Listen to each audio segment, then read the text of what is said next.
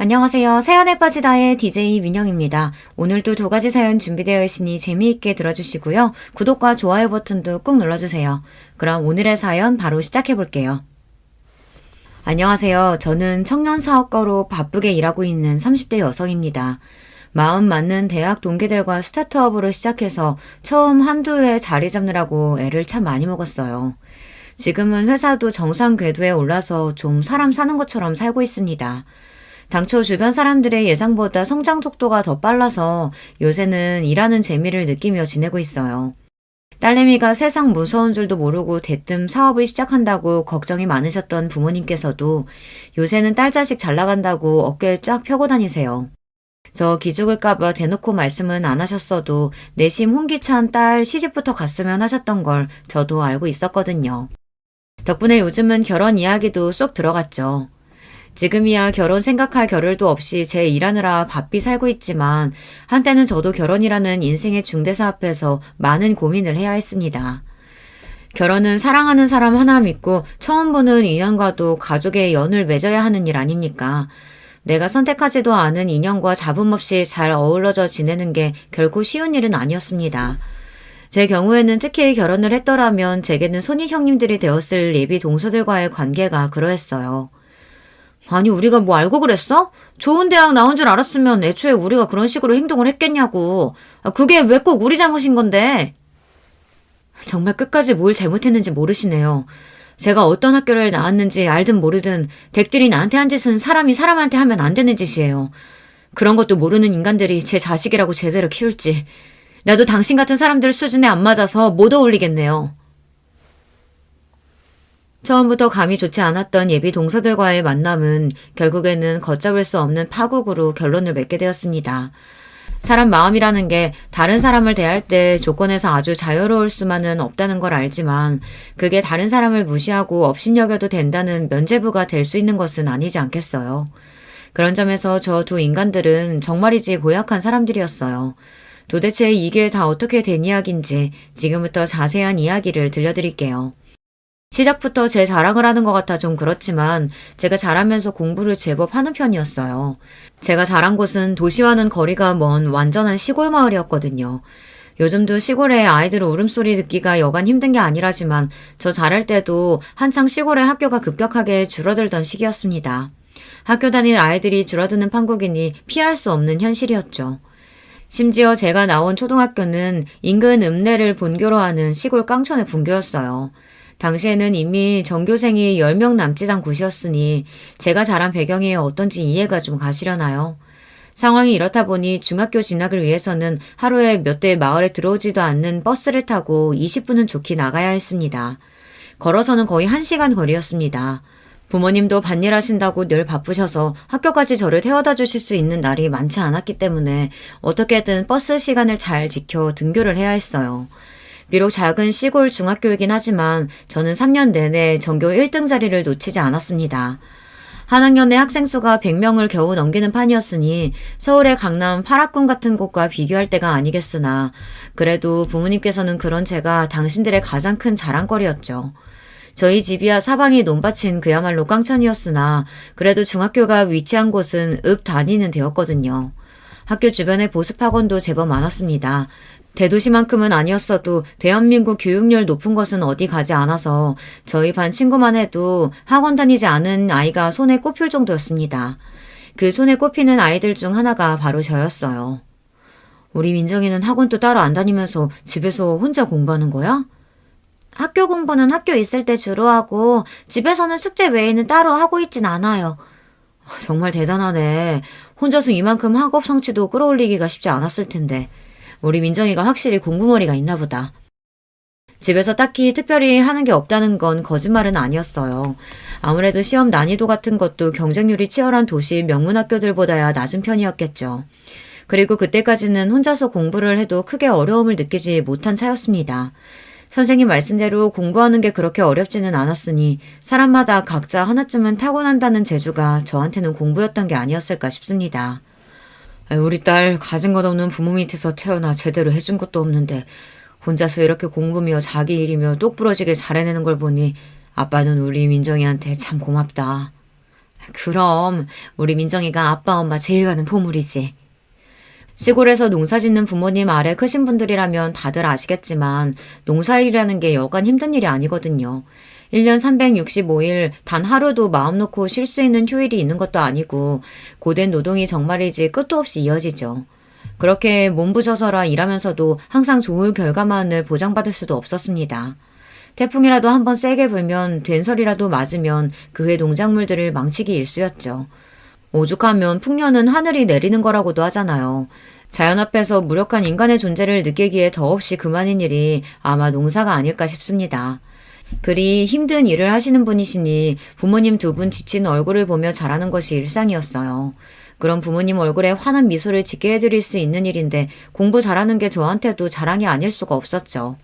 워낙 저희 부모님도 자랑거리라고는 공부 잘하는 자식놈 하나뿐이셨을 테니 동네방네 자랑을 하고 다니신 탓에 제가 사는 시골 마을에서 제가 공부 잘하는 걸 모르시는 분이 없으셨습니다.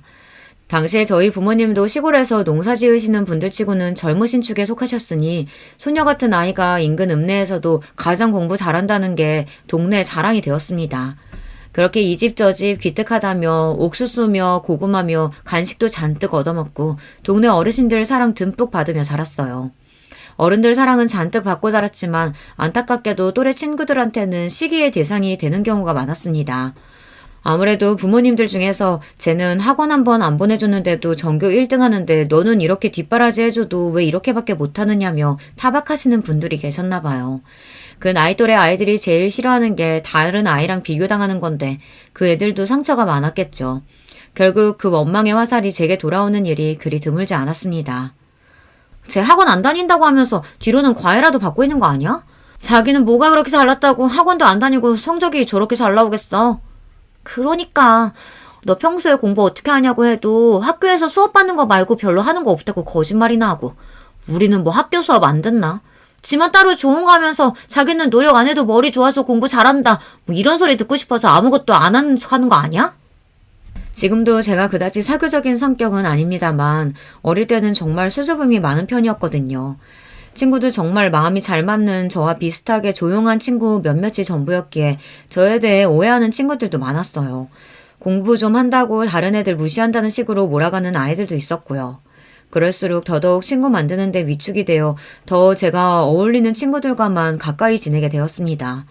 고등학교 진학할 때가 되자 제 주변 어른들이 저보다 더 부산해졌습니다. 특히나 학교 선생님들께서 저를 가만두지 않으셨어요. 그동안 학교에 호출될 일이 거의 없으셨던 저희 부모님도 학부모 연담을 빙자하여 자주 학교로 불려나오시게 되었습니다. 아버님, 어머님, 많이 부담스러우실 줄은 알지만 앞으로 민정이 장래가 달린 문제입니다. 제가 보기엔 민정이는 조금만 주변에서 도와주면 정말 좋은 결과 낼 수 있는 아이예요. 조금만 더 무리하시더라도 서울로 보내주실 수는 없을까요? 저희도 그저 자식 잘 되기만은 바라고 사는 사람들인데 뭔들 해주고 싶지 않겠어요. 그런데 저희 형편이 그렇게 좋은 편도 아니고. 부모님과는 인근 소도시의 명문 고등학교에 진학하기로 이미 상의를 끝낸 상태였어요. 당시 그 지역이 아직 고교 평준화가 적용된 지역이 아니어서 공립학교임에도 시험을 쳐서 성적순으로 학생을 받고 있었거든요. 이 근처에서 공부 좀 한다는 애들은 거의 다 그 학교로 진학을 한다고 해도 과언이 아니었으니 저는 그 정도면 나쁘지 않다고 생각했습니다. 솔직히 당시 저희 집 형편을 고려해 볼 때 그 정도도 부모님께서 큰 결심을 하신 거였어요.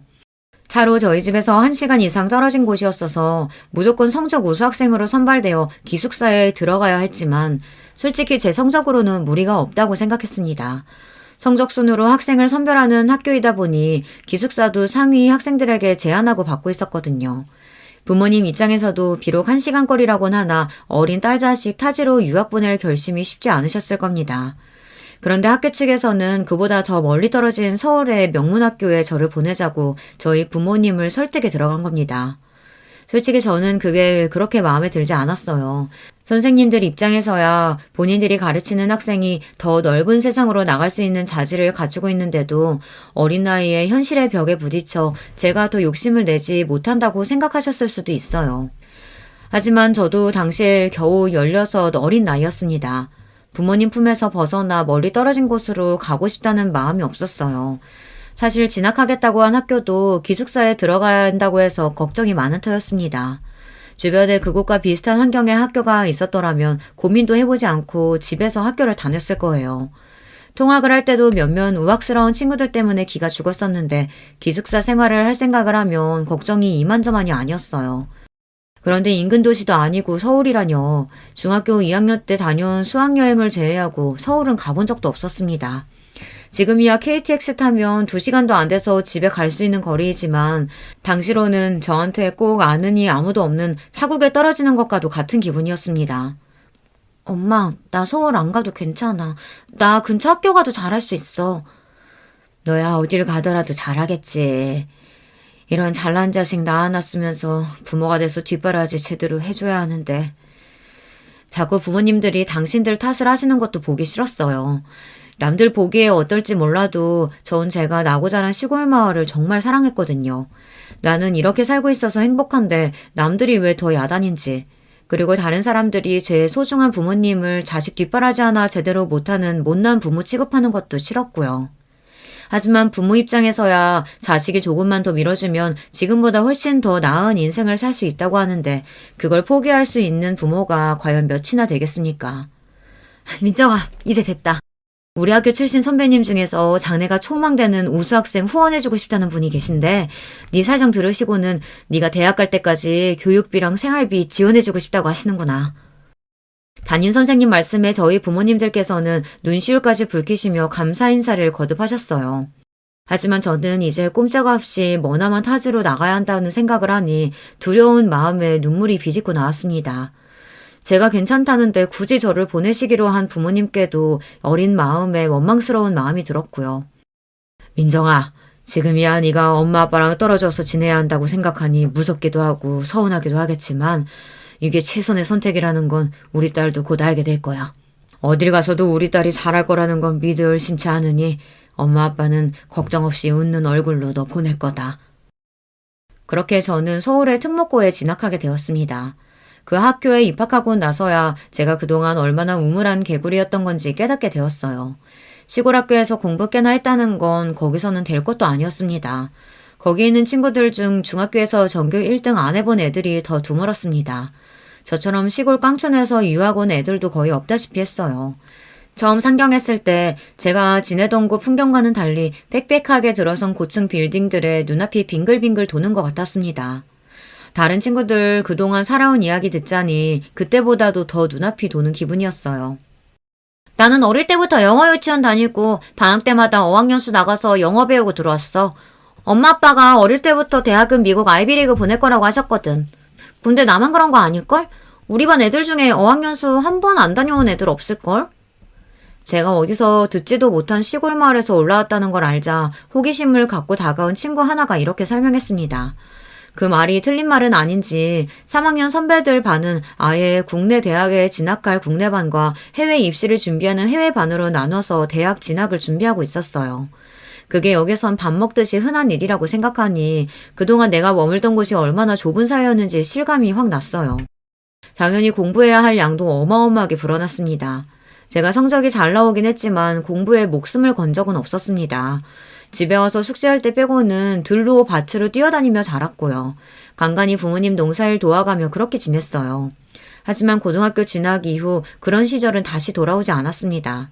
다들 공부에 혈안이 된 만큼 누가 시키지 않아도 아이들 모두 밤을 새워가며 공부했고 스스로 그러지 않으려고 한들 과목마다 과제가 너무 많아서 그걸 해결하는 것만으로도 벅찼습니다.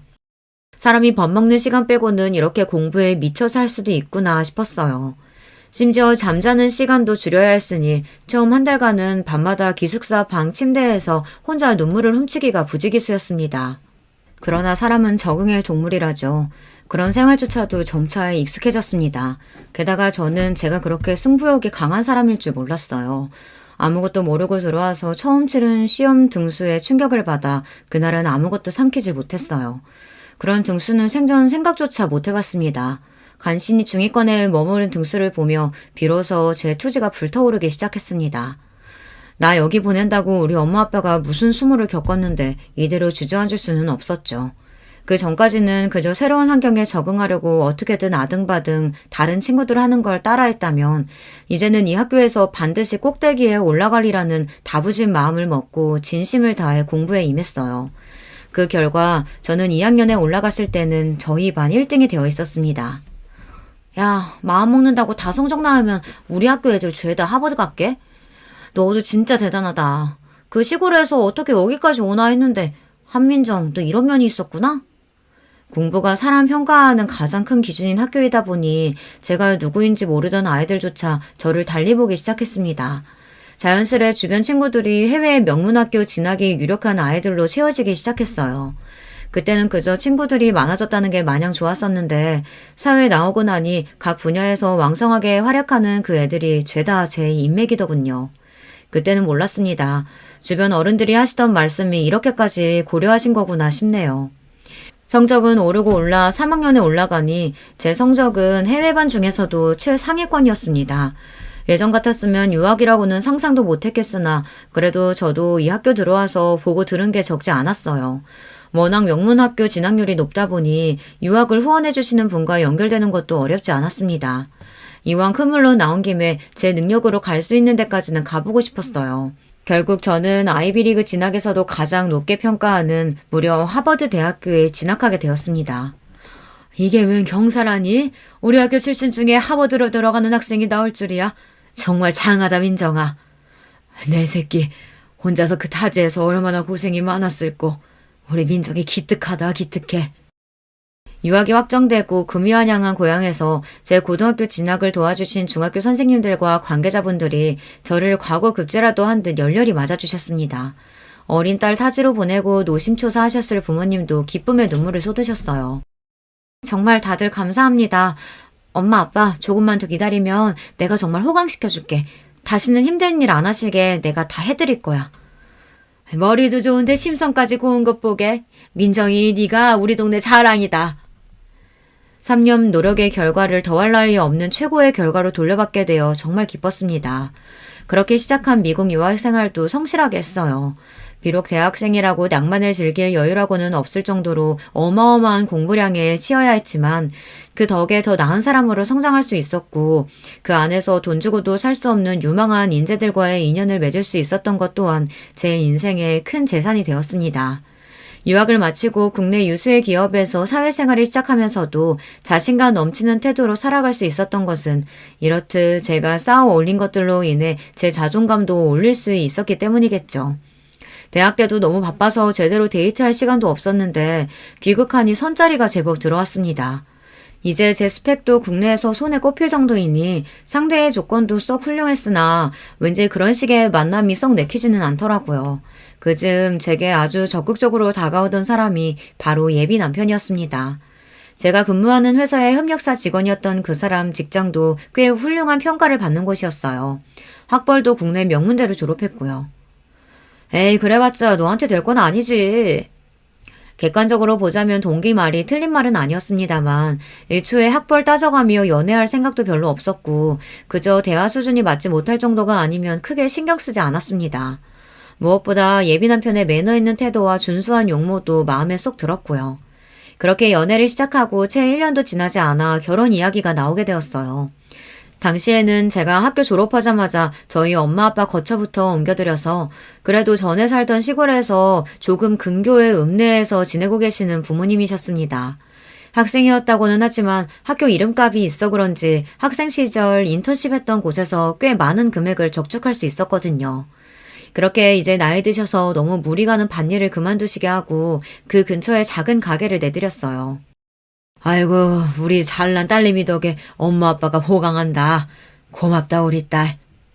저희 부모님이 저에게 해주신 거에 비하면 톡도 없다고 생각했지만 언제나 그렇듯 우리 딸이 최고라 말씀하시는 부모님께 감사했습니다. 저희 부모님과는 달리 예비 남편 집안은 그 사람 날 때부터 유복하다고 하더군요. 부모님 두 분 중 아버님은 사업을 하시고 어머님은 전문대에서 교수로 재직하고 계셨습니다. 아들 삼형제 중 막내인 예비 남편은 그렇게 교육에 대한 관심이 지대한 부모님 밑에서 크게 사고치지 않고 성실히 공부해서 좋은 대학, 좋은 직장에 들어간 부모 속 썩일 줄 모르는 말 잘 듣는 아들로 자라났습니다. 비록 자라온 환경이 차이 나는 게 좀 걱정스럽긴 하지만 아가씨가 머리가 좋아 좋은 직장까지 다닌다고 하고 우리 애랑 말도 잘 통한다고 하니 그건 참 좋네요. 결혼해서도 이 근처에서 지낼 테니 지금이랑 크게 바뀌지 않을 것 같아 그것도 마음에 들고요. 첫 인사드린 자리에서 묘하게 신경 거스르는 말씀을 하시는 예비 시어머니가 좀 마음에 걸리기는 했어요. 하지만 어쨌든 저를 좋게 보셨는지 그 이후로는 제게 상냥하게 대해주셔서 그러려니 했습니다. 원래 시어머니 자리라는 게 며느리 마음에 쏙 들기가 더 어렵다고 하던데 이만하면 불평할 정도는 아니겠지 싶기도 했고요. 저보다는 막상 저희 부모님께서 걱정이 많으셨습니다. 양가 상견례를 앞두고 수심이 깊은 얼굴을 하신 부모님께서 이렇게 말씀하시더라고요. 우리 딸내미야 세상 어딜 내놔도 꿀릴 것 없는 잘난 자식인데 정작 아빠가 이렇게 시골 사람 뒤 줄줄 나는 촌부라서 우리 딸한테 도움은커녕 괜히 책 잡힐까 걱정이다. 무슨 소리야. 아빠가 어디가 어때서. 너야 효자니까 그렇게 말하지만 사실 엄마 아빠가 뭐 내세울 게 있는 사람도 아니고 그저 자식 잘난 거 하나 자랑 삼아 살아온 사람들인데 장서방 부모님 되시는 분들은 사업도 크게 하시고 사부인 되실 분은 교수시라며 그런 분들한테 우리가 어디 성에 차겠어? 네가 워낙 잘났으니 받아주셨겠지. 자꾸 속상한 소리 할 거야? 그렇게 따지면 엄마 아빠는 이렇게 잘난 딸 키워낸 대단한 사람들인데 꿀릴 거 하나도 없으니까 그런 소리 하지 마. 그렇게 단단히 다짐을 받아두었지만 항상 딸 자식 앞길에 당신들께서 걸림돌이 되지는 않을까 노심초사하시는 분들이시니 상견례를 앞두고 위축이 많이 되셨을 거예요. 설마 그럴 일은 없겠지만 혹여나 우리 부모님 기죽이는 말 한마디만 해도 가만히 있지 않으리라 저도 마음을 굳게 먹었습니다. 결혼을 엎으면 엎었지 평생 딸 자식 하나 바라보면서 최선을 다해 사신 부모님한테 상처 주는 일을 할 생각은 추워도 없었습니다. 남자야 새로 만나면 그만이지만 부모님은 저한테 유일하신 분들이 아니겠습니까? 걱정했던 바와는 달리 상견례 자리에서 예비 시부모님과 저희 부모님 간에 그런 문제의 조짐은 보이지 않았습니다. 사회 지도층답게 우아하고 기품 있는 태도로 저희 부모님을 정중히 대해주시는 예비 시부모님 모습에 저 역시 만족스러웠고요. 오히려 제 신경을 거스른 부분은 따로 있었습니다. 안녕하십니까. 한민정이 아비 되는 사람입니다. 안녕하세요. 민정이 엄마예요. 반갑습니다. 사돈 사부인. 멀리까지 오시느라 고생 많으셨죠? 화기애애하게 첫인사를 주고받는 부모님과 예비 시부모님과 달리 저희 부모님 행색을 한번 쓱 훑더니 예비 동서 둘이서 지들끼리 작게 속삭이더라고요. 순간이긴 했지만 둘째 동서라는 여자가 키득거리는 꼴도 분명히 봤습니다. 저희 부모님이 지금은 농사일을 관두셨지만 거의 일평생 농사를 지으셨다 보니 보통 사람보다 피부가 좀 많이 타셨어요. 딸 자식 사돈 될 분들한테 시골 촌뜨기로 보이면 안 된다고 평생 옷에 돈 쓸 줄 모르시는 분들이 좋은 옷도 입으시고 어머니는 아버지까지 닥달해서 며칠 피부 관리까지 빡세게 받으실 정도로 신경을 많이 쓰셨습니다. 그렇더라도 평생을 안고 사신 노동의 흔적이 하루아침에 사라지진 않았겠죠. 두 분 다 시골에서 농사짓던 분처럼 보이기는 했을 거예요. 하지만 그렇다고 그게 예비동서 될 사람 상견례 나온 자리에서 저들끼리 저렇게 예의를 밥 말아먹은 듯 쪼갤 일입니까? 이 자리는 예비 시부모님과 저희 부모님께서 처음 만나는 자리이기도 했지만 예비 아주버님과 예비 동서들과 제가 처음 만나는 자리이기도 했어요. 다들 일이 바쁘다 보니 상견례 전에 따로 시간을 내지 못해 이 자리에서 한꺼번에 해결하게 된 거죠. 한마디로 그 둘의 첫인상은 정말 형편없었습니다. 내 부모 업신여기는 티를 저리 내는 인간들을 무슨 수로 좋게 볼 수 있었겠습니까? 이건 나중에라도 반드시 짚고 넘어가야겠다고 분한 마음을 간신히 억눌렀습니다. 정작 예비 시부모님과 저희 부모님은 좋은 분위기 속에 얘기를 잘 나누셨으나 그 마음은 그 자리가 파할 때까지 전혀 풀리지 않았어요.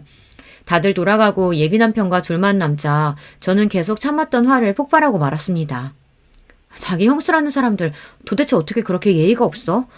모르는 사람이라고 해도 무례할 판에 나랑 우리 부모님 처음 보면서 사람을 그딴 식으로 쳐다보고 쑥덕거려? 저들은 뭐 얼마나 잘났다고. 형수님들이? 설마 자기가 잘못 본 거 아니야? 지금 누굴 바보로 봐? 그럼 가만히 있는데 허공 보고 비웃기라도 했다는 거야? 제가 그렇게 화를 내는데도 일단 자기 형수들부터 감싸는 예비 남편의 우라통이 터졌습니다. 전에 없이 화를 내며 날뛰는 제 모습에 실수했다 싶었는지 뒤늦게 예비 남편이 이 사태를 수습해보겠다고 용을 썼습니다. 우리 형수님들이 두 분 다 평생 도시에서만 자라서 시골에서 농사 지으신 분들 뵐 기회가 없어서 그랬나 봐. 자기가 기분 많이 나빴겠다. 무슨 외국인 처음 보는 어린애도 아니고 나이 먹을 만큼 먹어서는 사람 앞에 두고 도대체 무슨 그따위 태도가 있어? 나 다른 거 몰라도 내 부모님 함부로 대하는 건 그 누가 와도 못 참아줘. 기석 씨도 예외도 아니고 그 형수라는 여자들은 더더욱 아니야. 그럼. 내가 다시는 그러지 마시라고 단단히 주의 드릴게. 화 풀어 자기야. 난 분명히 말했어. 2번은 없어. 정말 한 번만 더 그렇게 싹수 없이 굴었다간 이 결혼 당장에 엎을 생각이었습니다. 노기를 감추지 못하는 저를 보며 제가 결혼 관두자고 하기라도 할까봐 예비 남편이 제 눈치를 보고 납작 기었어요. 정말 제 형수들하는 꼴 못 보고 저러는 건지 보고도 일 크게 만들기 싫어 모른 척하는 건진 몰라도 예비 남편까지 꼴 보기 싫더라고요. 그날 그렇게 안 좋은 기분으로 헤어지고 집으로 돌아왔습니다. 오랜만에 서울 올라오신 김에 맛있는 거 사드리고 좋은 구경 시켜드리고 싶어 부모님을 집으로 모셨거든요. 상견례 감상이 나쁘지 않으셨는지 두 분 다 표정이 좋으신데 괜히 저 때문에 겪지 않으셔도 될 일을 겪게 해드린 것 같아 죄송스러웠습니다.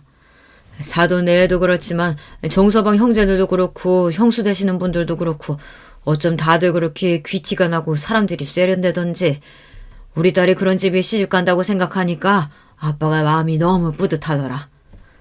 그러게 말이야. 우리 딸도 저리 좋은 집에서 태어났으면 지금보다 더 빛났을 텐데. 하긴 우리 딸은 지금도 빛나지만 신이 나서 말씀하시는 것처럼 그 인간들 속도 그렇게 귀티나는 인간들이었으면 좋으련만 시작부터 사람 겉모습 보고 판단하는 것도 모자라 그걸 숨기지도 못하고 차별하는 꼴을 딱 걸린 판에 그 둘을 좋아하게 되는 일은 요연해 보였습니다. 사람이 작은 부분에서 인성이 보이는 법이라고 하지 않습니까? 어차피 그들과 가깝게 지낼 생각은 애초부터 싹 사라졌고 그저 서로 갈등이 생기지 않을 정도로 거리두는 사이로 지내야겠다고 속으로 마음 정리를 마쳤습니다. 예비 시어머니 말 맞다나 예비 남편이나 저나 서울에 살면서 일하고 있고 예비 시댁 식구들 전부 서울에서 거주하다 보니 결혼 준비하면서도 그쪽 식구들 얼굴 볼 일이 종종 생겼습니다. 특히 이제 곧 동서지간이 될 텐데 얼굴이나 익혀둬야 하지 않겠냐며 예비 동서들이 저를 불러내는 일도 있었어요. 워낙 좋게 감정이 시작된 게 아니니 가급적이면 그 둘만 만나는 일은 피하고 싶었으나 좋든 싫든 곧 가족으로 엮이게 될 텐데 마냥 피할 수도 없는 일이었죠. 듣자 하니 저번 상견례 때 동서가 오해가 좀 있었던 것 같은데 설마 우리가 사돈 되실 분들한테 그럴 리가 있겠어? 혹시나 마음 상한 거 있었으면 풀어 동서. 오해는 무슨 말 같지도 않은 소리를 하는 꼴에 콧방귀라도 끼고 싶었으나 한 번은 참아주기로 했어요. 네, 설마 그렇게 경우 없는 짓을 하실 리가 있겠어요. 뭘 모르는 어린애도 안 할 짓인데요. 제 말에 동시에 둘 표정이 떨떠름해졌습니다만 뭐 제 알바인가요. 분위기를 풀어보겠다고 둘째 동서가 다급하게 말을 꺼냈습니다. 그 시골에서 올라와서 대도시 생활 적응하느라 고생 많았을 텐데 앞으로 우리가 많이 도와줄게. 동서지간 좋다는 게 뭐겠어. 상경한 지 10년이 넘었는데요, 뭐. 저도 여기서 밥 벌어먹고 사는 사람인데 걱정해 주셔서 감사합니다. 대도시 생활 적응이니 뭐니 아무래도 제가 시골 출신이라는 소리를 듣고 기 좀 죽일 심산이었나 본데 제가 미국 가서 대학 생활까지 한 사람인데 듣고 있으니 실수밖에 안 나오는 얘기이지 않습니까? 저것들은 둘 다 바보인가 싶었어요. 이런 걸로 차별적인 발언을 하고 싶지는 않았으나 둘 다 국내에서 대학 나온 걸로 알고 있는데 도대체 뭘 믿고 나한테 저렇게 대도하는 척을 하려고 드는 건지 도통 이해가 되질 않았습니다. 우리 둘은 결혼 전부터 서로 알고 지내는 사이다 보니 뒤늦게 우리 집 식구 되면서 막내 동서로 들어오게 될 동서가 걱정이 많을 거 알아. 우리도 손이 사람으로서 본을 보일 테니까 동서도 잘 따라줬으면 좋겠어. 한마디로 제가 기싸움에서 져줄 생각이 전혀 없어 보이니 서열로라도 찍어 눌러보겠다는 소리였습니다. 본을 보이긴 애초부터 바닥 다 보인 마당에 뭐 가르칠 게 있다고요. 거기에 예 그러십시오 해줄 생각은 눈콧만큼도 없었기에 일부러 말을 돌렸습니다. 두 분은 원래부터 인연이 있으셨나 봐요. 우리가 같은 학교 동문이거든. 내가 이화여대 주회 선배고 우리 둘째 동서가 내 후배야. 굳이 묻지도 않은 출신 학교를 밝히는 두 사람 얼굴에 자부심이 줄줄 흘러넘쳤습니다. 제 동문 중에 자랑하기를 특히 좋아하던 사람들 얼굴에서 흔히 볼 수 있었던 표정을 여기서 보게 될 줄은 몰랐네요. 이화여대 참 좋은 학교죠. 국내에서 손꼽히는 명문 여대라는 거 잘 알고 있습니다. 하지만 그렇게 학벌 따지는 사람들이라면 제 앞에서 저렇게 물색 없이 잘난 척을 할 것 같진 않은데 좀 의아했습니다. 이대 나왔다는 걸 자랑스러워하는 게 이상하다는 소리가 아니라 이대에 나온 걸 자랑으로 생각하는 부류의 사람이라면 하버드 나온 제 앞에서 굳이 학벌로 자랑하려고 들지는 않을 것 같았거든요. 그제야 제가 직접적으로 제가 어느 학교 출신인지 두 사람 앞에서 언급한 적이 없다는 생각이 들었습니다. 상견례 자리에서도 당연히 예비 남편이 식구들에게 이미 말했겠거니 생각했지 제 입으로 어느 학교를 나왔느니 떠들어댄 적은 없었습니다. 사실 그러기도 참 이상한 일 아닙니까? 밥 먹다 말고 갑자기 제가 하버드대 나왔어요. 뜬금없이 말하는 것도 우습잖아요. 그러고 나서 예비 남편을 만나고는 내내 의문이었던 점에 대해 물어보았습니다. 기석씨, 혹시 나 어느 학교 나왔는지 집에 얘기 안 했어? 어? 당황해서 되묻는 꼴이 대답이나 마찬가지였습니다. 저는 좀 황당해진 기분으로 다시 물었어요. 아니 왜? 보통 집에서 결혼할 여자 데려온다고 하면 집안 환경이 어떻느냐, 학교가 어딜 나왔느냐 그런 거 제일 많이 물어보는 거 아니야? 아니 그게... 곧장 대답을 못하고 우물쭈물하는 꼴이 의심스럽게 짝이 없었습니다. 그렇지 않아도 처음 예비 시부모님 인사드렸을 때나 상견례 때나 마음 한구석에 찝찝했던 기분이 여전히 남아있었어요. 뭐야? 뭐 때문에 내 학벌까지 숨기고 내가 당신 형수들한테 시골 촌뜨기 취급이나 받고 있어야 하는 건데? 그동안 제가 참아도 너무 많이 참아줬죠. 자꾸 사람 의심을 들쑤시게 행동하는 예비 남편을 추궁하자 어쩔 수 없이 그 사람이 사정 이야기를 하기 시작했어요. 그게 말이야. 사실 우리 부모님이 좀 보수적인 데가 있으셔서 며느리가 자기 아들보다 학벌이 너무 좋아도 남자 쪽이 기죽는 거라고 별로 좋게 생각을 안 하시거든. 그래서 부모님한테는 자기가 그냥 수도권 대학 출신이라고만 했어. 뭐 이런 황당한 소리가 다 있나요? 남들은 내세우지 못해 안달인 제 학벌인데 여자가 학벌 더 좋으면 남자 기죽인다는 소리도 웃기지만 그걸 또 저렇게 대응한다는 소리는 들어보지도 못했습니다. 내가 진짜 기가 막혀서 내가 공부 열심히 해서 좋은 대학 나온 게 자기네 집에서 책 잡힐 일이야? 나 학벌 좋다고 좋은 데서 얼마나 선짜리 많이 들어왔는 줄 알아? 이런 황당한 취급도 듣도 보도 못했어. 그리고 부모님이 그렇게 생각하신다고 그걸 그런 식으로 얼버무려? 요즘 같은 세상에 비밀이 어디 있다고. 평생 속이기라도 할 작정이었어? 당신 지금 나까지 거짓말쟁이로 만든 거야. 나까지 바보 만든 거라고. 미안해. 결혼 전에 괜히 자기 속 시끄러워질 일 만들기 싫어서 그랬어. 내가 조만간 책임지고 제대로 얘기할 테니까 제발 화내지 마, 자기야. 내 속은 지금 네가 더 시끄럽게 만들고 있어. 어떻게 이렇게 황당한 짓을... 그럼 자기 형수들이 나랑 우리 부모님 그렇게 깔본 것도 그래서 그런 거였니? 이화여대에는 기대 것도 아닌 서울 변두리 대학이나 나온 줄 알아서?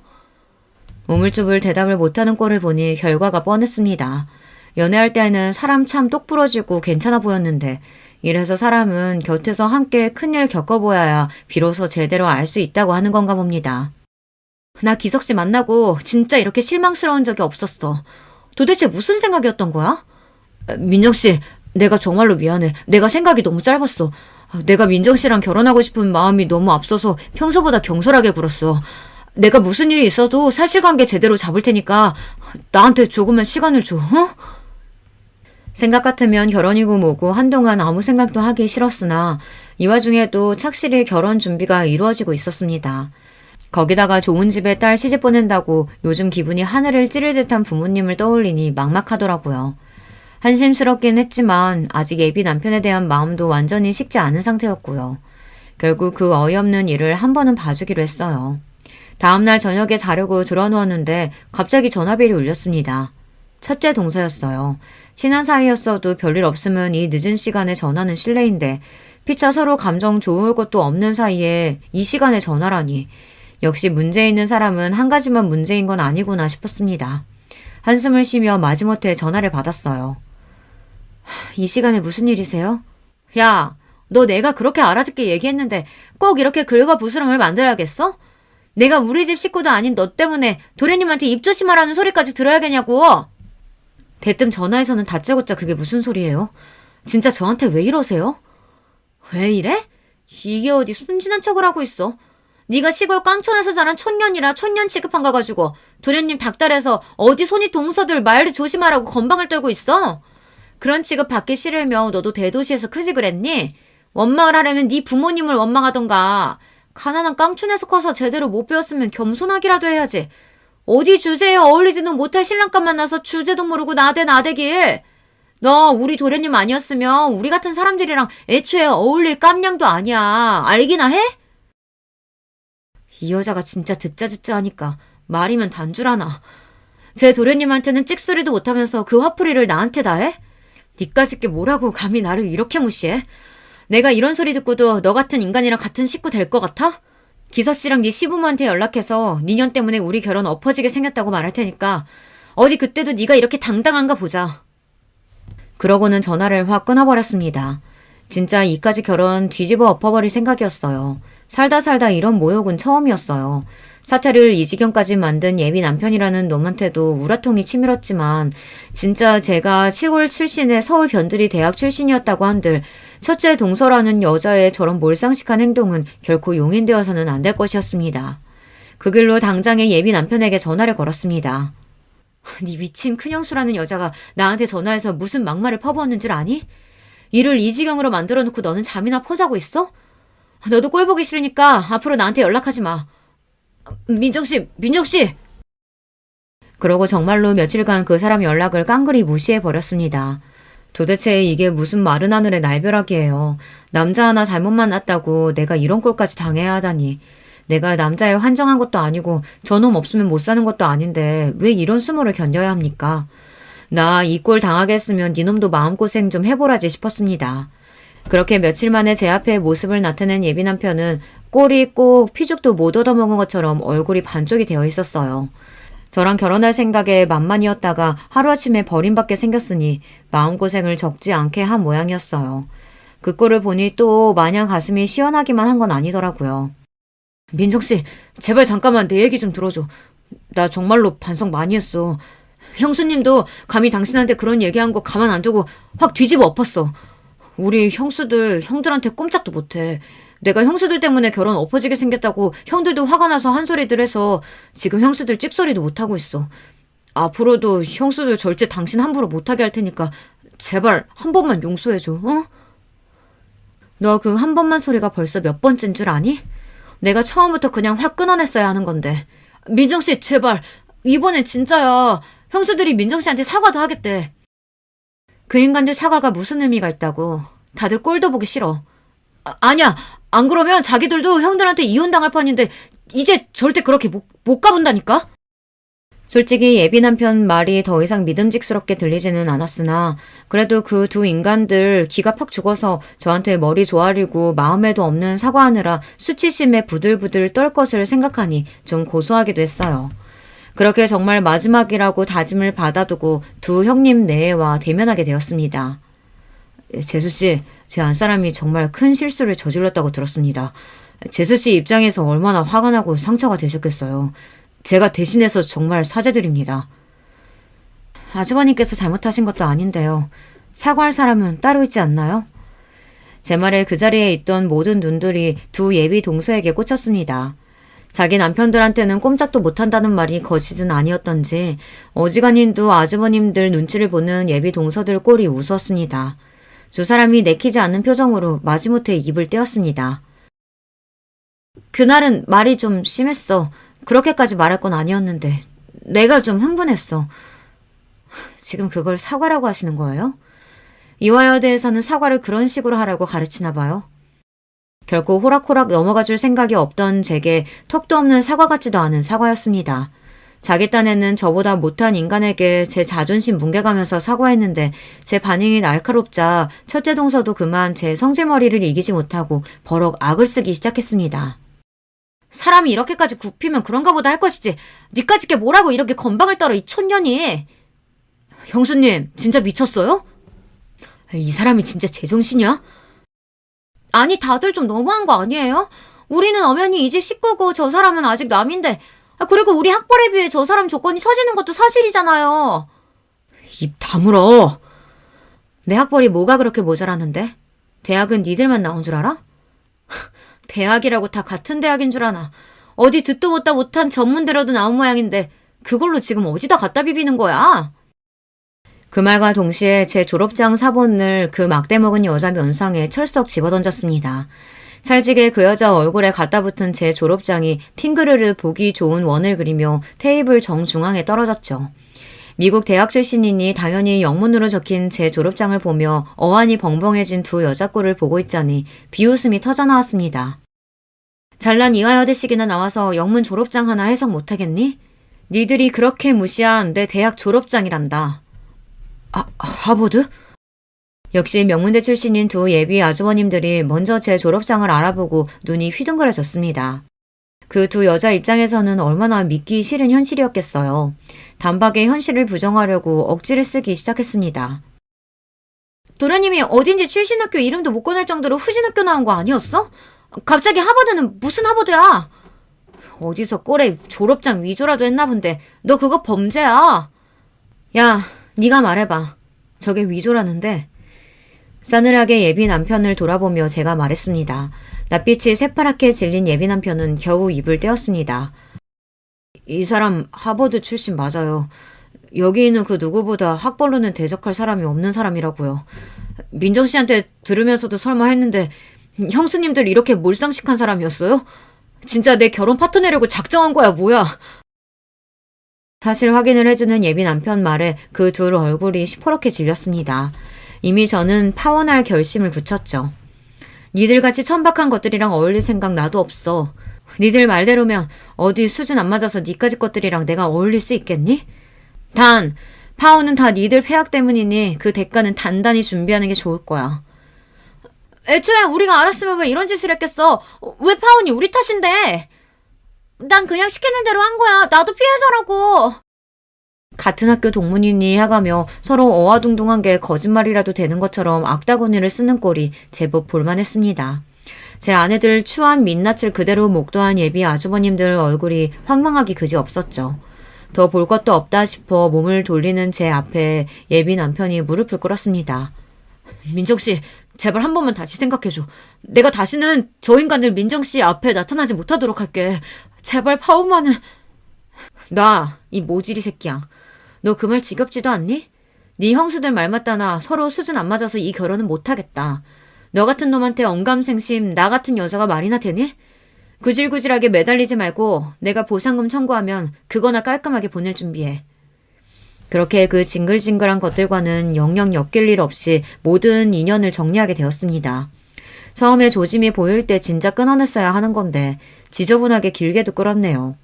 저희 파혼에 대한 원인 제공을 누가 했는지는 장문의 문자로 시부모님이 될 수도 있는 그분들께 모조리 전달했기에 그 집구석이 또다시 난리를 겪게 되었다고 합니다.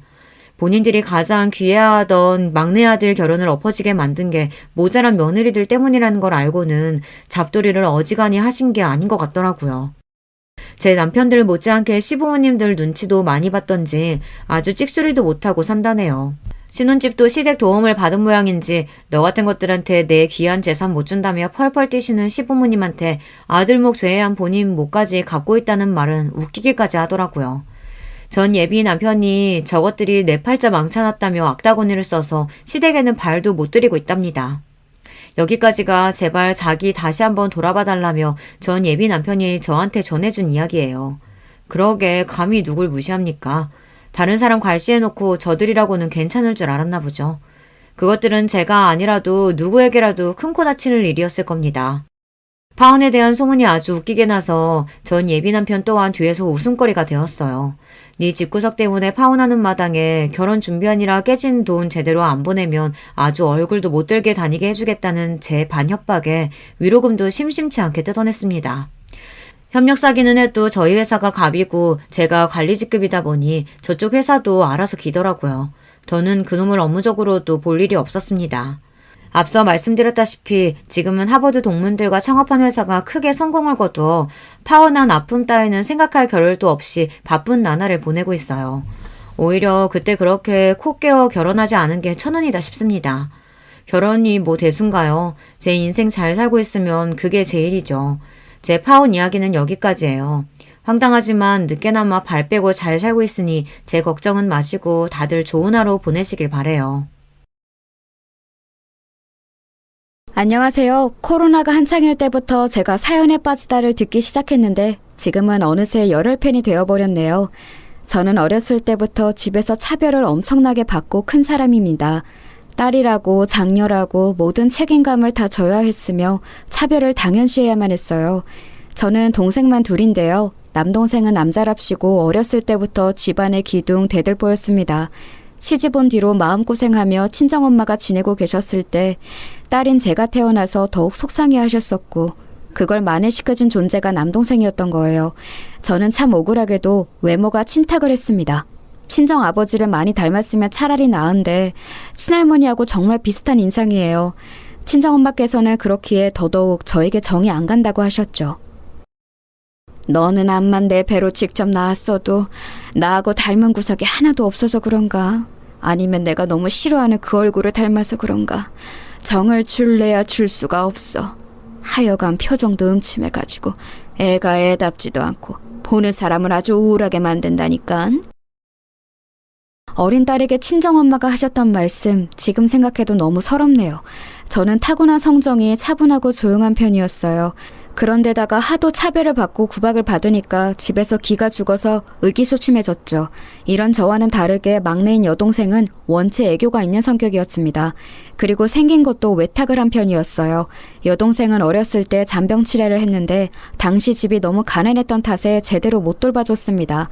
그래서 친정 부모님의 아픈 손가락이 되어버렸어요. 남동생은 귀한 손가락, 여동생은 아픈 손가락, 그리고 저는 그냥 손에 달려있는 손가락이었죠. 제가 성장기 때 항상 친정 엄마께 들었던 소리가 동생들에게 양보해야지 라는 것이었습니다. 저는 속으로 생각했었죠. 늘 양보하며 살았는데 도대체 뭘 더 어떻게 양보하란 것인가.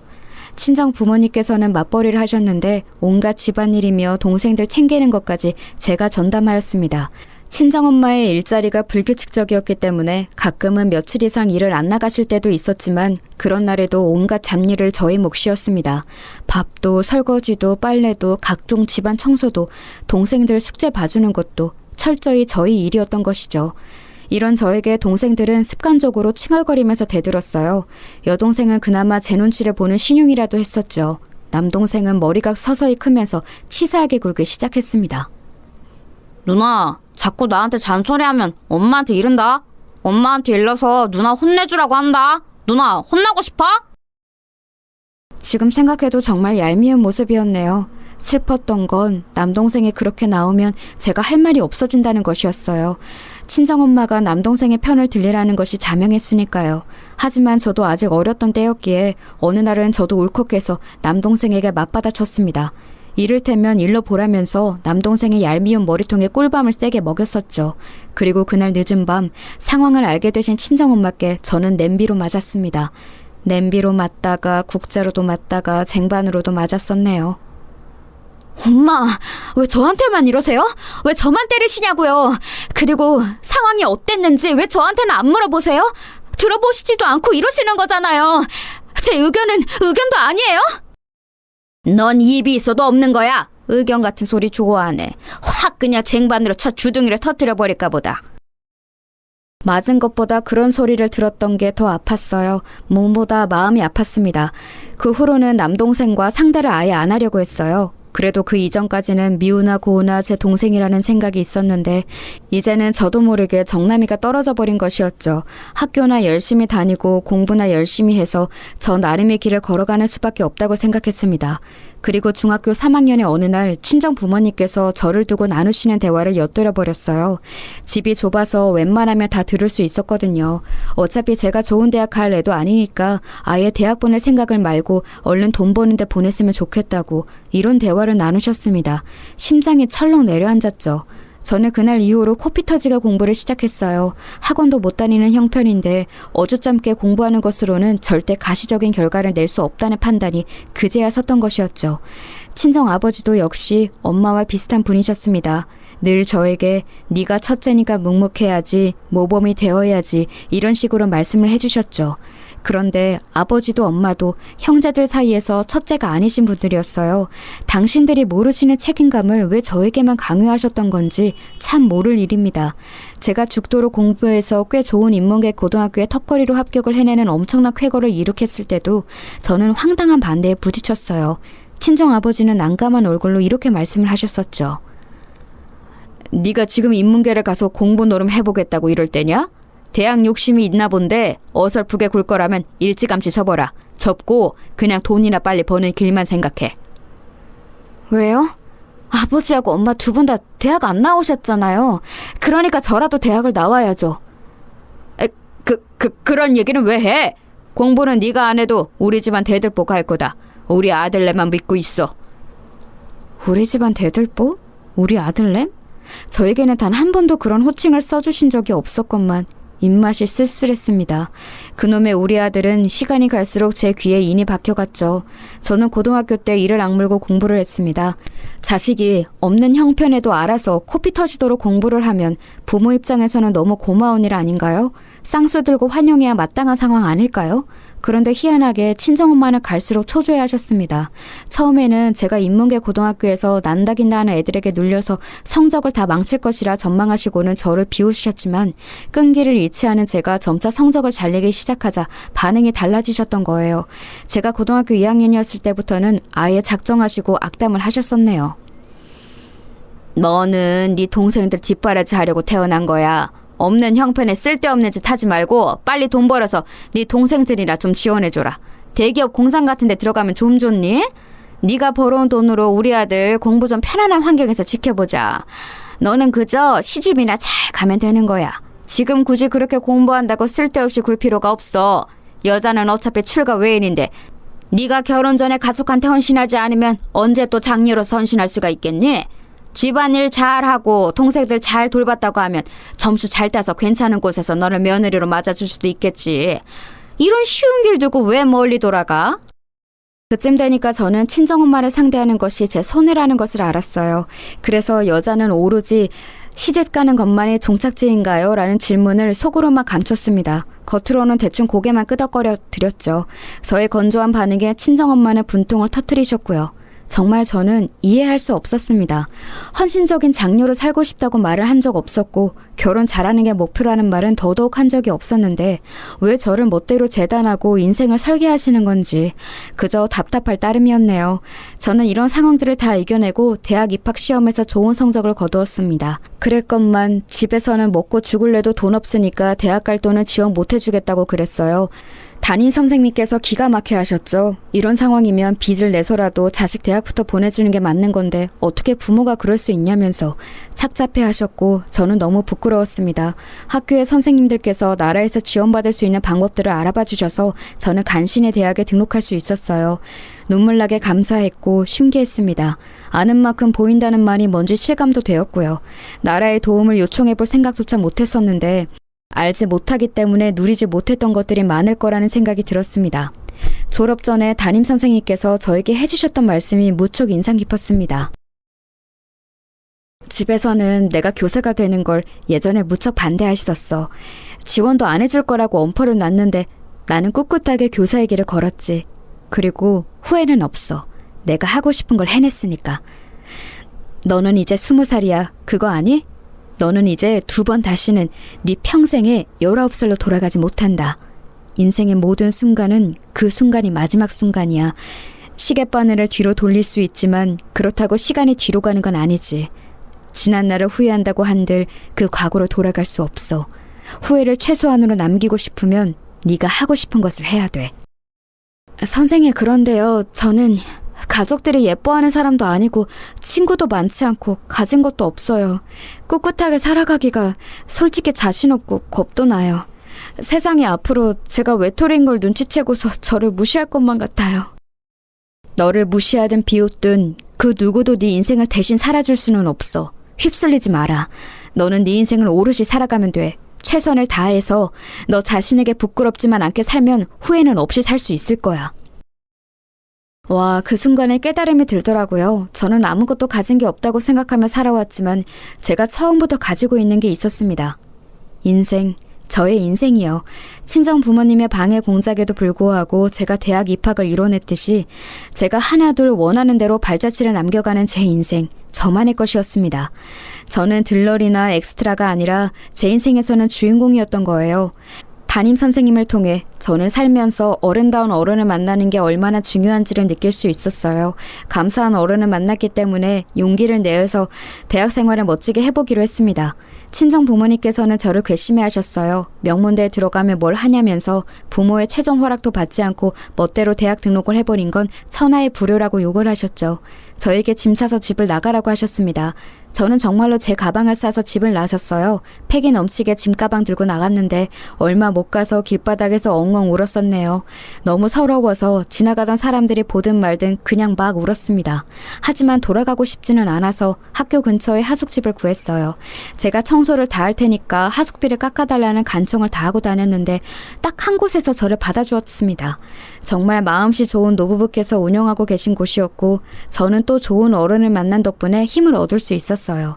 저를 괘씸해하면서 그렇게나 욕을 하시더니 몇 달이 지나자 친정 부모님은 저에게 남동생의 공부를 봐달라고 하셨습니다. 학교 시험에서 이번에 5등을 한 게 처참한 모양이었어요. 혹시 앞에서 5등인가 했는데 그게 아니라 뒤에서 5등을 했다고 하더군요. 그것도 전교 등수였습니다. 기가 막혔죠. 친정 엄마가 우는 소리를 하시길래 제가 그랬습니다. 어차피 누군가는 꼴찌를 하는 세상이에요. 그게 우리 집에서 난 것뿐이죠. 있을 수가 없는 일이야. 너는 내가 문제집 한 권 살 돈도 안 줬는데 알아서 공부하더니 대학까지 잘 갔잖아?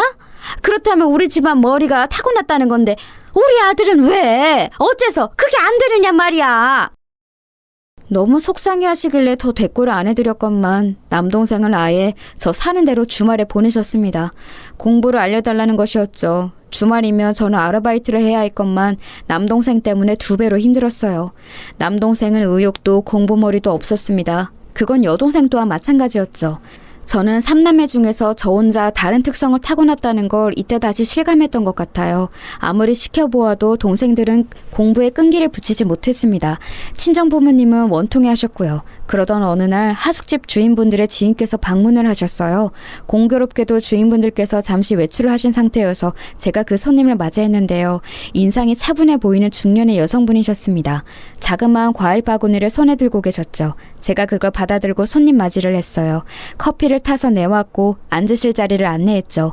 그랬더니 그 손님께서 하숙생으로 보이는 학생이 어째 이런 걸 다 하냐며 신기했습니다. 저보고 부침성이 좋은 것 같다고 하셨어요.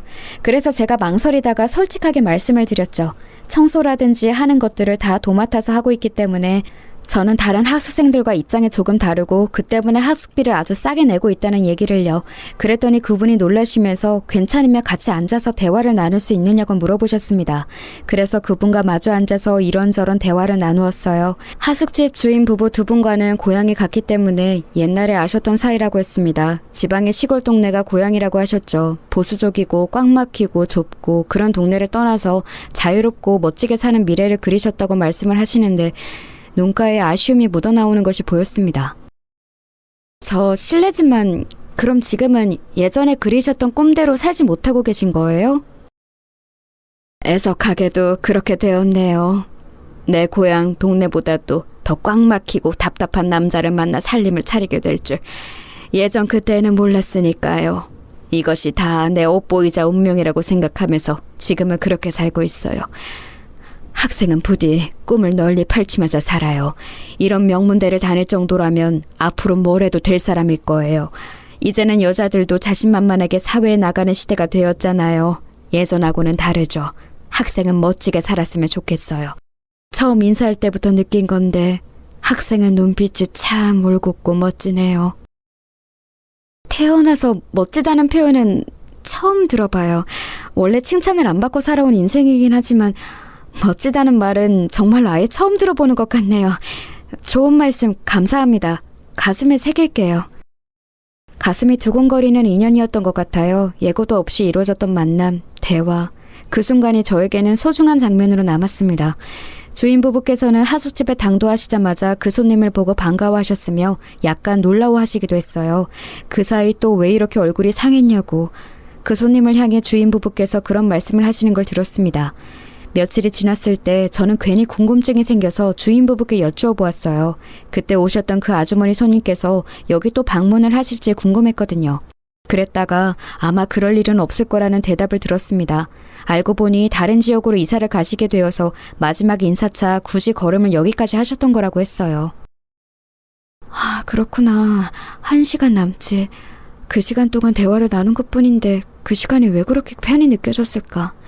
그러신 분이 내 엄마라든지 친척으로 계시면 좋을 것 같다는 생각마저 들었었지. 나하고 잘 맞는 분이셨는데 앞으로 만날 일이 없다니까는 좀 아쉽네.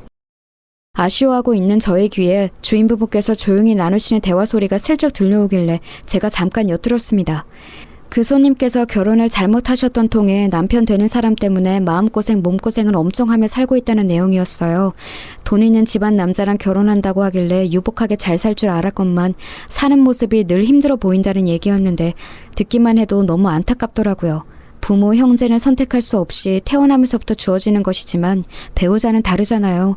결혼은 선택할 수 있는 것인데 어째서 그런 불행으로 빠지셨을까 하는 생각이 들어서 마음이 좋지 못했습니다. 좋은 분 같았기에 앞으로 무탈한 일상이 펼쳐지시기를 잠시 속으로 빌어드렸어요. 하지만 이때까지만 해도 제가 몰랐던 거예요. 설마 제 인생에서 다시 그분을 만날 줄이야 상상도 감히 못했었네요. 저는 죽기 살기로 아르바이트와 공부를 병행해가며 성적까지 유지를 해낸 뒤에 졸업을 했어요. 고등학교 은사님들부터 찾아뵈었죠. 특히 고등학교 3학년 때의 담임선생님께서는 제가 봉투를 준비해 갔습니다. 제가 안 먹고 안 입고 그러면서 틈틈이 모았던 금액이었어요. 꼭 보답을 해드리고 싶었거든요. 무조건 받아달라고 그랬더니 한사코 안 받으셨어요. 나중에 사회에서 자리 잡으면 그때 밥 한 끼나 사달라고 하시면서 봉투를 다시 저에게 돌려주셨습니다. 이런 대가를 바라고 저를 위해 준 것은 아니었다고 딱 잘라서 말씀하시더군요. 너무 감사했고 또 한 가지 인생을 배운 것 같아서 가슴이 벅차기도 했어요. 그런데 이런 감동도 잠시 친정 식구들은 저에게 돈을 요구했습니다. 도저히 앞날이 막막해서 안 되겠으니까 식당이라도 차려야겠다고 친정 부모님이 그러셨던 거예요. 식당 차리는데 보태달라고 저에게 요구하셨어요. 친정엄마가 저에게 대학 잘 보낼 만큼 잘 키워준 값을 해내야 할 때라고도 하셨죠. 대학 가지 말라고 난리를 치실 때는 언제고 이제 와서 대학을 운운하시다니 어이가 없었으나 저를 낳고 키워주신 것은 맞으니까 집에서 장사를 시작한다는 것을 모른 척하는 건 아니라고 생각했어요. 사회 초년생이었던 저는 간식 한 번 안 사먹고 모은 돈 500만 원을 마련해 내어드렸습니다.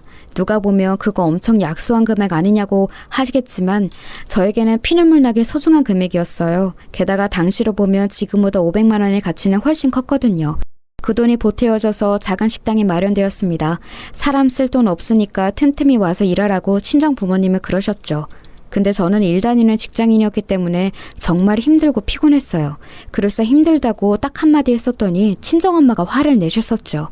동생들은 일머리 없어서 시켜도 소용없다고 그러니 저밖에 없는데 제가 이러면 어쩌냐는 거냐면서 난리를 치셨습니다. 설마 작은 식당 소일거리도 못 해내는 젊은 애들이 있을까 싶지만 제 동생들이 진짜로 그랬습니다. 참고로 남동생은 전문대를 가려다가 친정아버지가 우리 아들 전무대 못 보낸다고 그러셔서 재수를 했어요. 없는 형편의 재수라뇨. 등골이 휘는 짓이었죠. 재수 끝에 대전에 있는 4년제 대학에 들어갔습니다. 그 대학의 이름을 들어도 대부분의 사람들은 모르는 곳이었죠. 남동생은 군대를 갔다 와서 복학을 미루더니 기어이 자퇴를 했어요. 밑빠진 독에 물을 붓는 것도 정도가 있지 아예 갱생이 안 되는 듯 싶었습니다. 피곤한 와중에도 식당에 와서 청소를 하던 제가 남동생이 아르바이트도 안 하면서 자기 개발을 한답시고 영어학원이나 다니고 있다는 소식에 하도 어이가 없어서 피식 웃고 말았네요.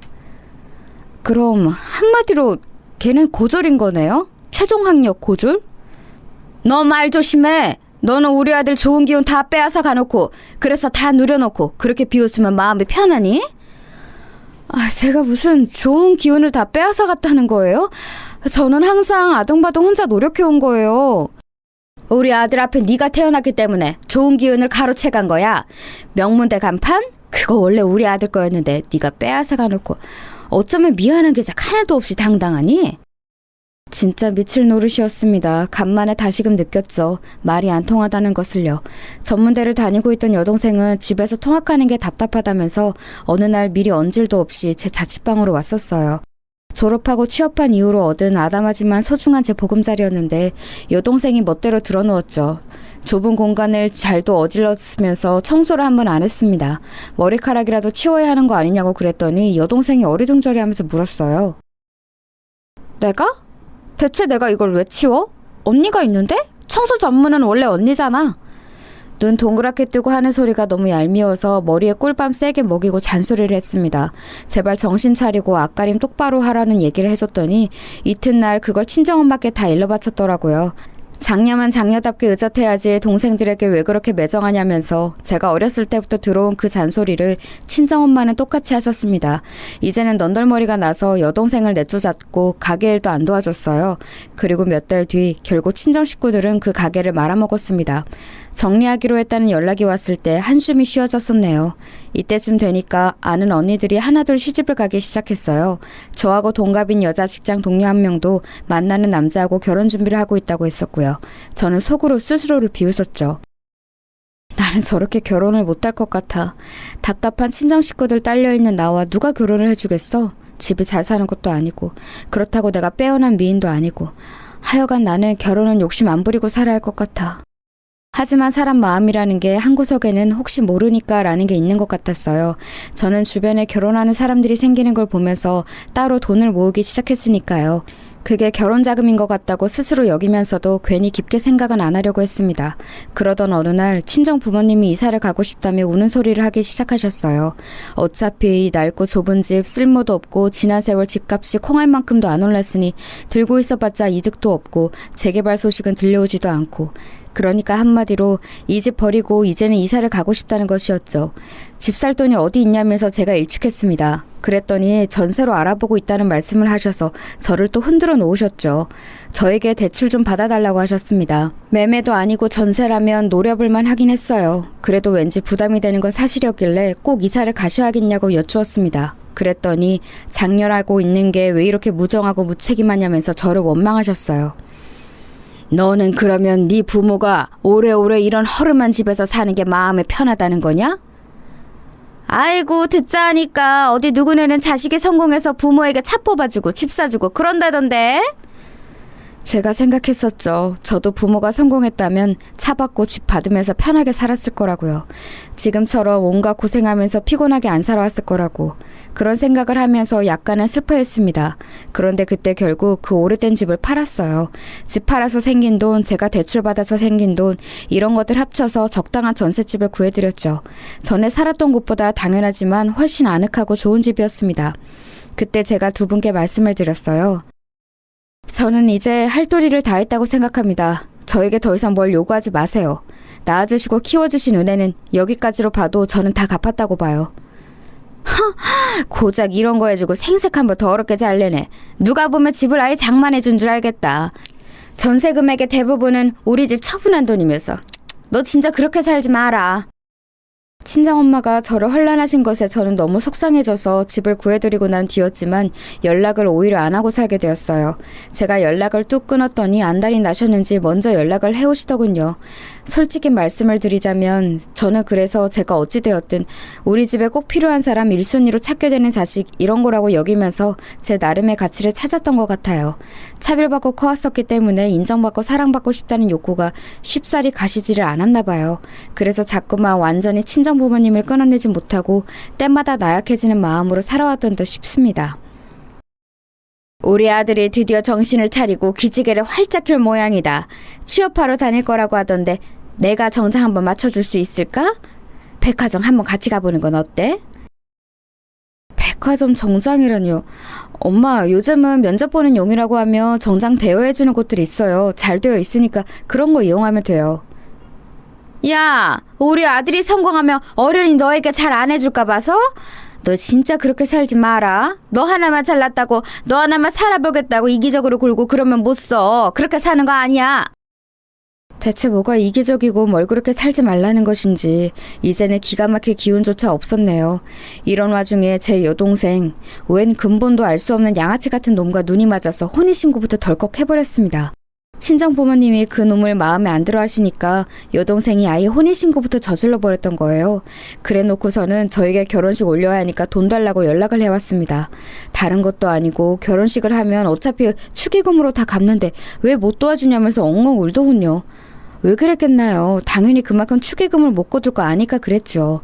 신혼살림은 그놈이 원래 살던 월세방에서 같이 살 거라고 했습니다. 어이가 없더라고요. 있는 돈 뒤져서 300만 원을 여동생에게 주었어요. 그랬더니 꼴랑 이거 주는 거냐면서 저에게 쌍욕을 했습니다. 받지나 말고 욕을 하든가 여동생이나 친정엄마나 너무 비슷하다는 생각이 들었네요. 그런데 그 300만 원을 비롯한 결혼자금을 들고 그놈이 도망을 가버렸어요. 연락두절이 되었죠. 그놈의 가족이라고 알았던 사람들도 알고 보니 다 가짜였다면서 여동생이 망연자실했습니다. 진짜 미치는 줄 알았어요. 가족 때문에 진절머리가 났습니다. 남동생은 자꾸 취업에서 미끄러지고 있었는데 친정엄마는 제 탓을 하고 계셨죠. 제가 취업운도 다 빼앗아갔기 때문에 자꾸 이런 결과가 나는 거라고 하셨습니다. 이래서 첫째를 딸로 낳는 게 아니었는데, 내가 너를 그때 낳는 게 아니었는데, 이런 하소연이나 하시길래 제가 적극적으로 장만을 도와드렸던 그 전셋집에 모처럼 들렸던 저는 자리를 벅차고 나왔었죠. 얼마 후에 제 인내심을 시험하는 일이 있었어요. 저희 친정이 오래 살았던 옛날 그 집, 거기가 희한하게 집값이 좀 오른 거예요. 친정 부모님은 난리가 나셨죠. 곡소리를 내셨어요. 제가 만약에 전셋집 구하는 것을 도와주지만 않았어도 그 집을 그때 안 팔았다고, 가만히 앉아서 돈 벌 수 있었는데 저 때문에 기회를 놓쳤다고 저를 원망하셨습니다. 그래서 제가 이때 선언했던 거예요. 앞으로 연락하지 말라고요. 안 보고 살자고요. 그게 최선의 방법임을 굳이 제가 외면하면서 살아온 세월이 아까웠습니다. 저를 원망하는 친정 식구들과 연락을 끊은 이후로 저는 남자친구를 새로 사귀게 되었어요. 처음에는 몰랐습니다. 남자친구와 제가 설마 특별한 인연이 있을 줄 말이죠. 정말 딱 한 명 겹치는 지인이 있어서 우연히 안면을 트게 되었다가 얘기가 잘 통하길래 사귀게 되었고 몇 달 지났을 때 결혼 생각을 하게 되었어요. 네, 바로 이 사람이 제 남편이 되었죠. 나는 네가 그간 어떤 인내심을 가지고 살아왔을지 얘기를 들으면서도 감히 짐작이 안 간다. 내가 너였으면 진작에 뒤집어 엎었을 거야.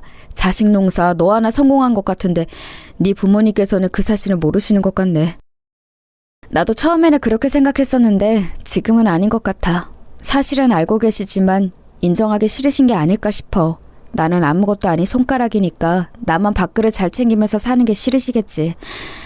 지난 세월 결국은 내 노력을 알아주실 거라고, 나를 인정하고 사랑해 주실 거라고 헛된 희망을 품어왔던 게 너무 바보 같아. 부질없다는 걸 몰랐어. 남편 앞에서는 속마음을 다 말할 수 있었어요. 편하고 의지가 되었습니다.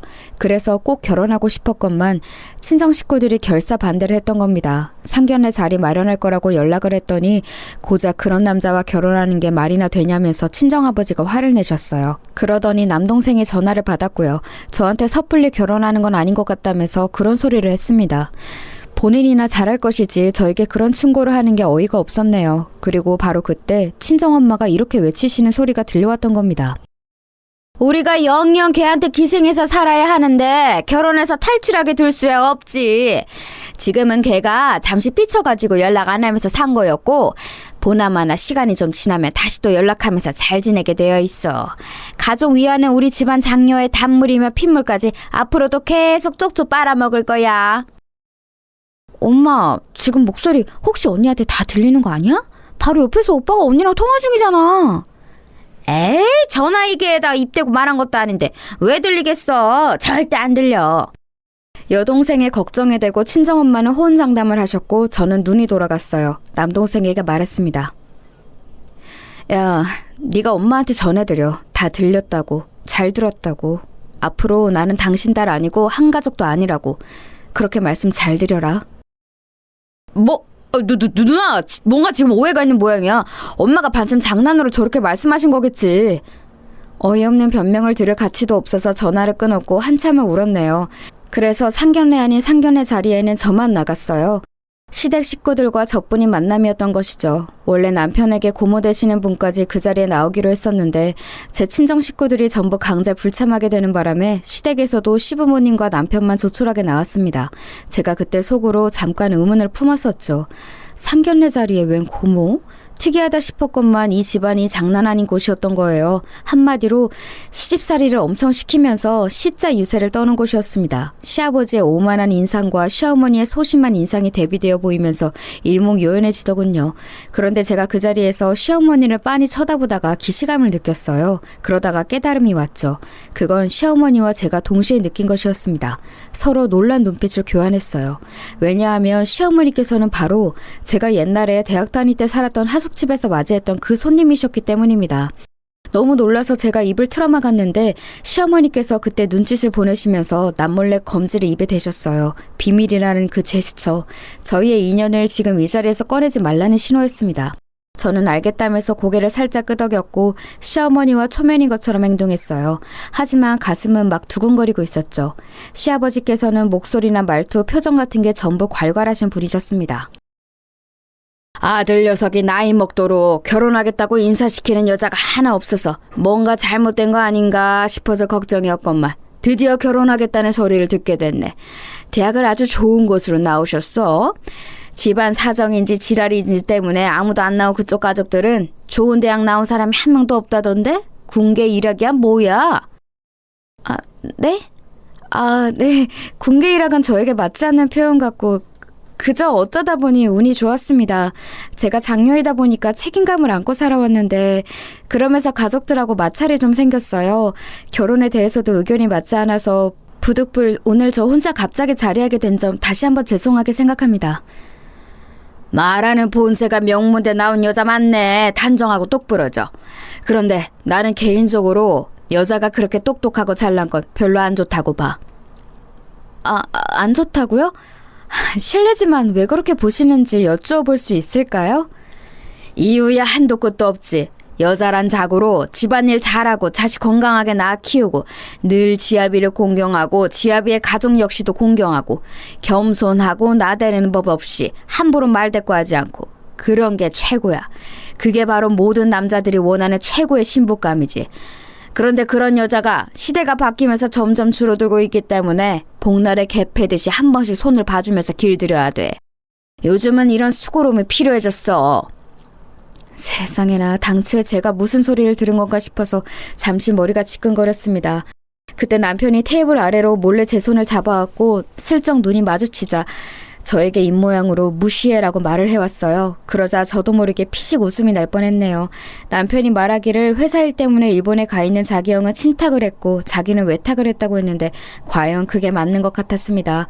시어머니를 뵈니까 확실히 남편하고 느낌이 비슷하더라고요. 시아버지란 분이 몹시 충격적이긴 했으나 남편이 변함없이 좋았고 무엇보다 시어머니를 이런 식으로 다시 재회한 것이 신기하고 놀라워서 이건 필시 인연이라는 생각이 들어서 시간 끌지 않고 바로 결혼을 해버렸어요.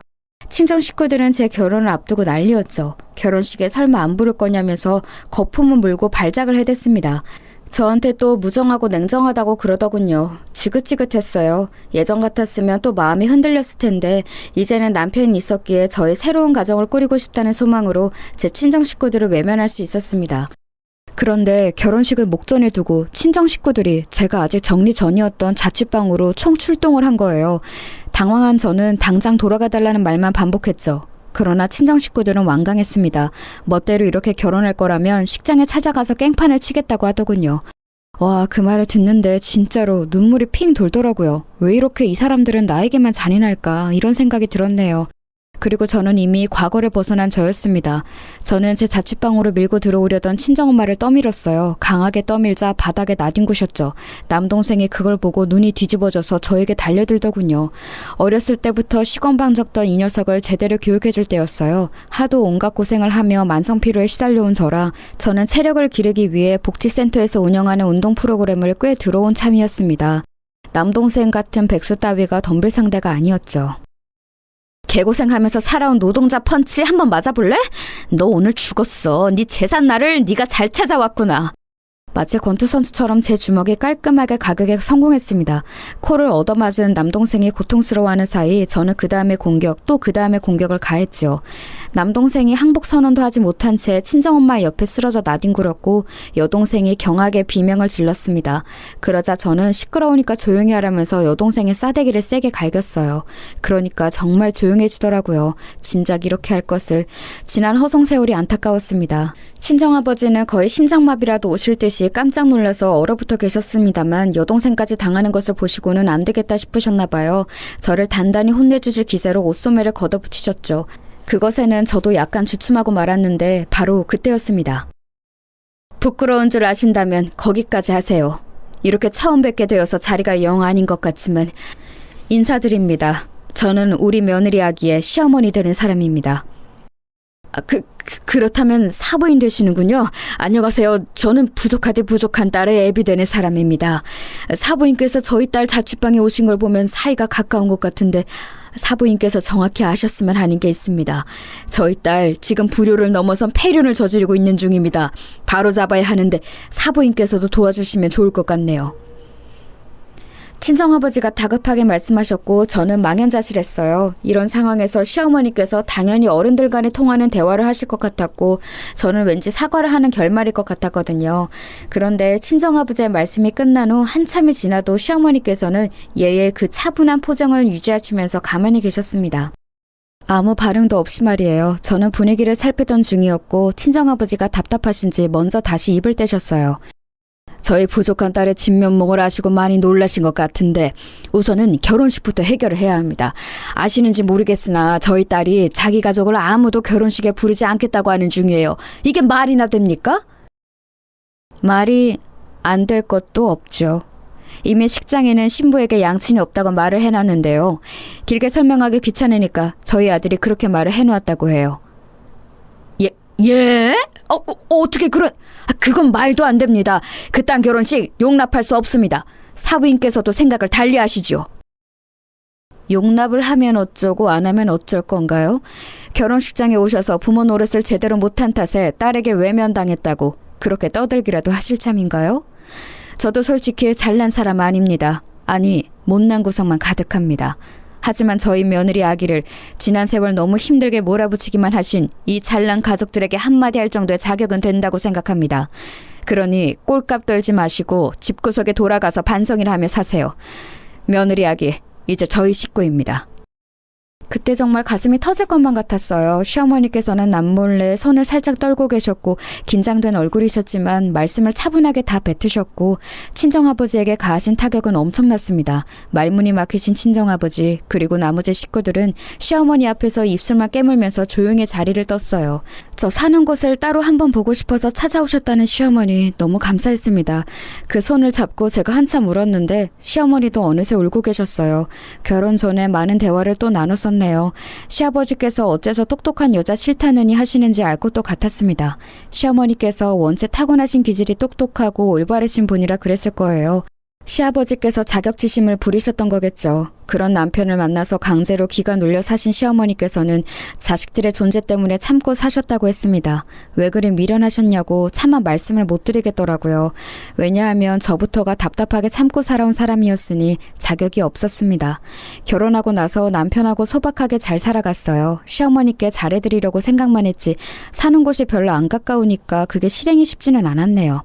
그러던 어느 날 제가 연차를 낸 금요일에 혼자 시댁에 가보았어요.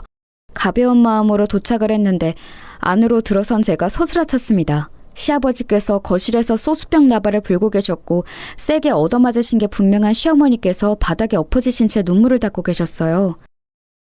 어머님 괜찮으세요? 바로 병원에 가보셔야 하는 거 아니에요? 며느리라고 있는 년이 오자마자 시아비는 모른 척하고 시어미만 챙겨? 에라이 너도 내가 흠씬 두들겨 패줄까? 좀 맞아야 한동안 순종적이야. 그 순간 저도 모르게 이성이 끊겼습니다. 시아버지께서 소주 공병을 휘두르며 낄낄대시는 광경을 마지막으로 저는 정신없이 보복을 하고 말았어요. 잠시 후 정신을 차리고 보니까 저에게 두들겨 맞으신 시아버지께서 신음을 하시며 바닥에 엎어져 계셨죠. 큰일 났다 싶었지만 속은 왠지 후련했습니다. 그건 시어머니께서도 마찬가지였나 봐요. 놀란 눈으로 저를 쳐다보셨는데 고맙다는 뜻으로 눈가가 촉촉해져 있었으니까요.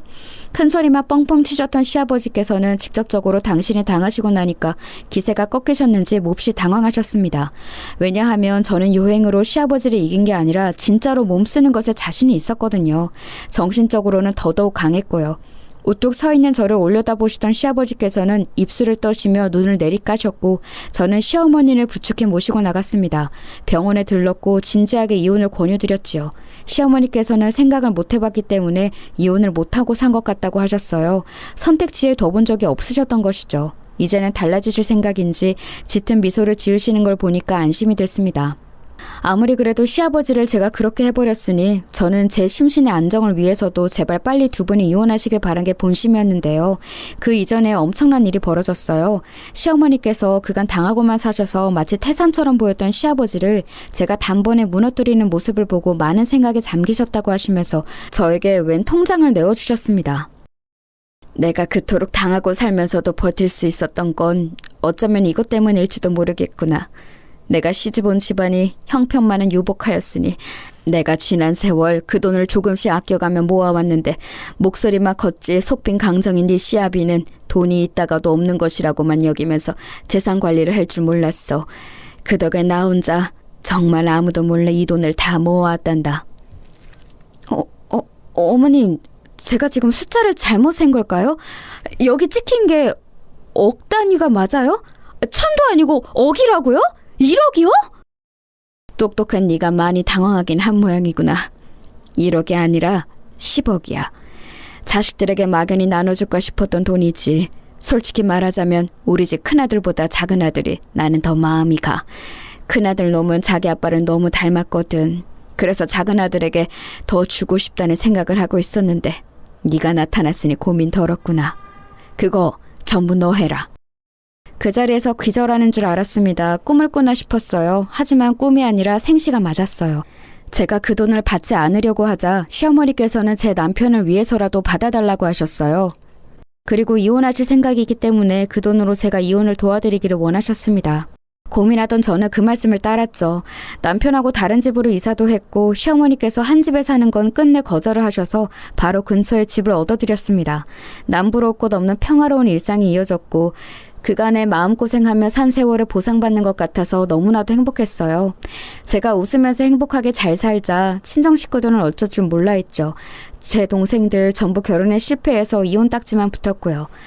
남동생은 늙어 죽을 때까지 백수인 모양이고 여동생은 아빠 없는 아이를 키우며 삽니다. 그 덕에 친정엄마가 늘 곡소리를 내시는 듯 했어요. 친정아버지는 건강이 안 좋아지셨다고 들었고요.